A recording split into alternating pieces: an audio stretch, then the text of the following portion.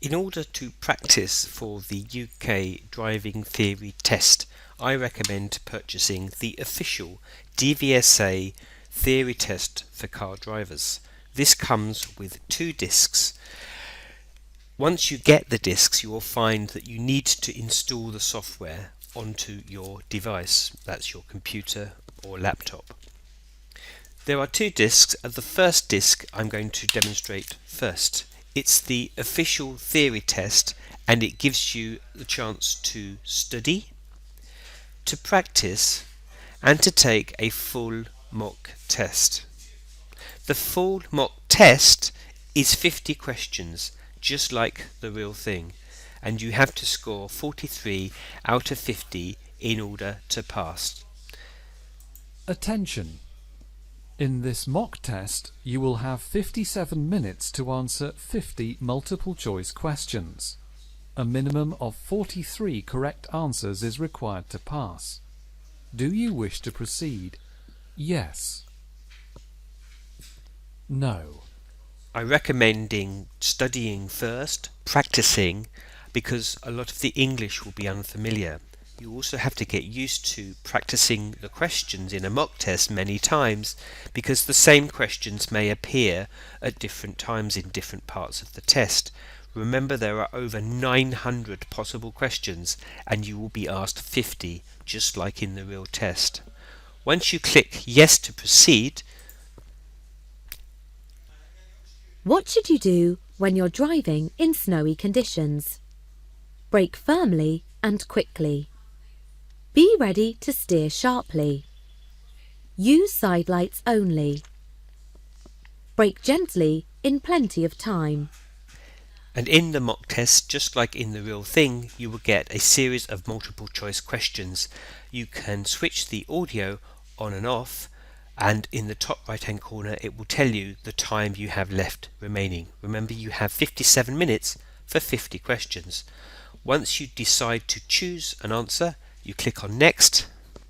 What does this traffic sign mean? Compulsory maximum speed limit. Advisory maximum speed limit. Compulsory minimum speed limit. Advised separation distance.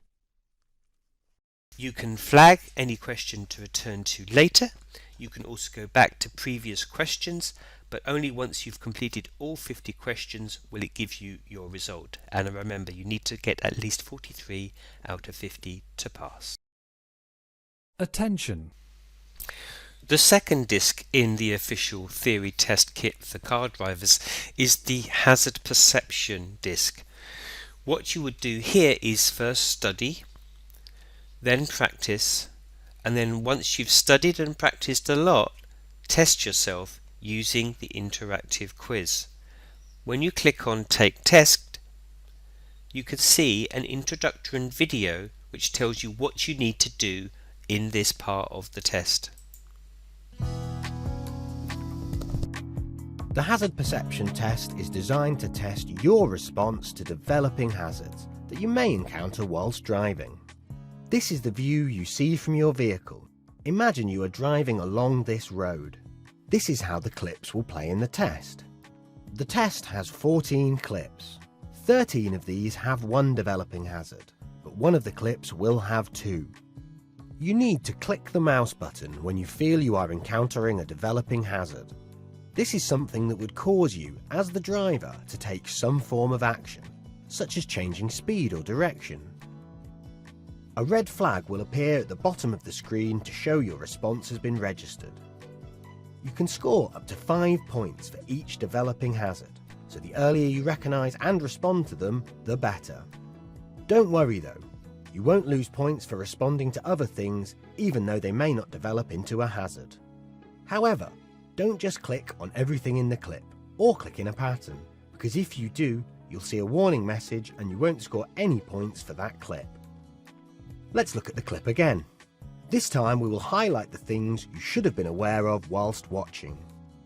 This yellow circle represents a potential hazard. As you can see, this does not cause you to take any form of action. Therefore, it is not a developing hazard and you would not be scored on it. This red circle represents a developing hazard. You can see that you would need to take action here, and you would be scored from this point through to this point. So, concentrate and click when you see a hazard start to develop. So when you drive in real life, you often see things that could potentially develop into a more dangerous situation. So you have to be aware of this, and what the yellow circles are showing are normal activity on the road with cars, motorcycles, pedestrians. When you see a red circle, however, that is something where you are more likely to take action, such as reducing your speed or changing direction. And that's the second disc.